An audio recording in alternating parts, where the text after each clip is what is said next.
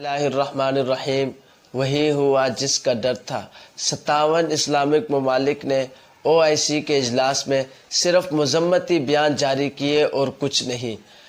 سعودی عرب کے شہر ریاض میں 11 نومبر کو OIC کا اجلاس منعقد ہوا، جس میں اسرائیل کی ظالمانہ، وحشیانہ اور درندگانہ حملوں کے خلاف عملی اقدام کرنے کے متعلق انتہائی اہم فیصلے ہونے تھے، لیکن یہ OIC کا اجلاس غیر فیصلہ کن اور بغیر نتیجے کے اختتام پذیر ہوا۔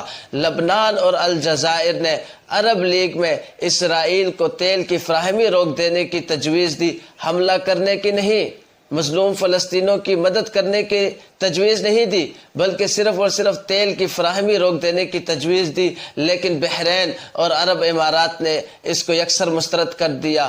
ادھر اسلامی تعاون تنظیم کے رکن ممالک بلا شبہ اسرائیل پر دباؤ ڈالنے کی اور حملہ کرنے کی طاقت رکھتے ہیں۔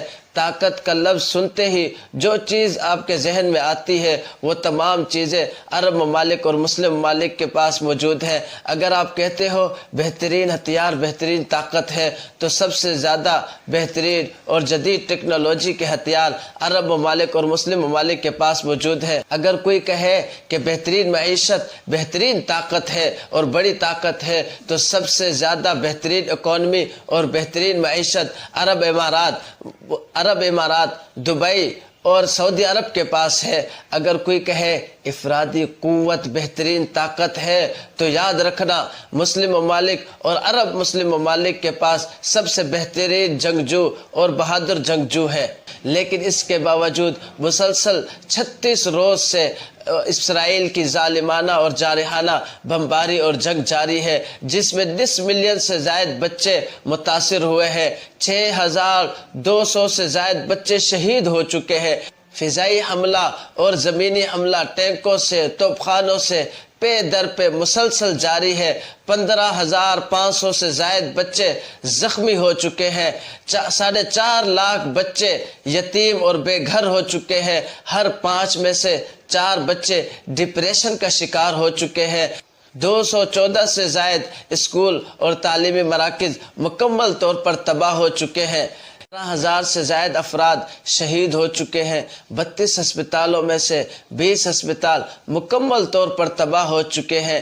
ایک ہسپتال الشفا پر محض 24 گھنٹے میں 5 مرتبہ حملہ ہو چکا ہے۔ تاریخ میں اس کی مثال نہیں ملتی۔ 29,000 عمارتیں مکمل طور پر تباہ ہو چکی ہیں، خوراک، ادویات، ایندھن، تمام چیزیں بالکل مفقود ہو چکی ہیں۔ قحط سے بھی بدتر صورتحال اس وقت غزہ اور فلسطین کے اندر۔ ایک چھوٹے سے خطے غزہ پر کوئی لمحہ ایسا نہیں گزرا کہ جس پر بمباری اور میزائل نہ داغے گئے ہوں۔ اب جبکہ چند مسلمان اور عام شہری زندہ بچے ہیں، ان پر بھی انہوں نے ایٹمی حملے کی دھمکی دے دی ہے، اور ان میں سے تو اکثر زخمی بھی ہیں۔ ایسے خطرناک حالات کے باوجود تمام عرب ممالک اور مسلم ممالک کے حکمرانوں کی طرف سے کسی قسم کی کوئی دھمکی اور پیش رفت نہیں ہوئی ہے۔ سچی بات یہ ہے کہ ہمارے پاؤں میں بھیڑیاں ہیں، ہمارے خیالات پر پابندی لگ چکی ہے۔ معمولی ملکی مفادات کی بنا پر ہم الگ الگ ہو چکے ہیں۔ 2 ارب مسلمان صرف چند لاکھ اسرائیل کے مقابل ہونے سے کتراتے ہیں۔ قوت غیرت ایمانی ختم ہو چکی ہے۔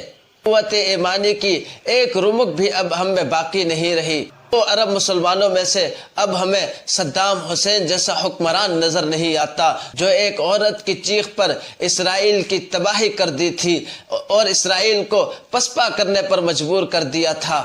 اب ایک نہیں بلکہ سینکڑوں اور ہزاروں ماؤں بہنوں کی چیخ و پکار اب ہمارے حکمران نہیں سن رہے، اور وہ چیخ و پکار کر کر کے رو رو کر دہائیاں دے رہی ہے، اور اسی اثنا میں اسرائیل کا ایک اور بم گرتا ہے، اور اس طرح ان کی آواز دبتی چلی جا رہی ہے۔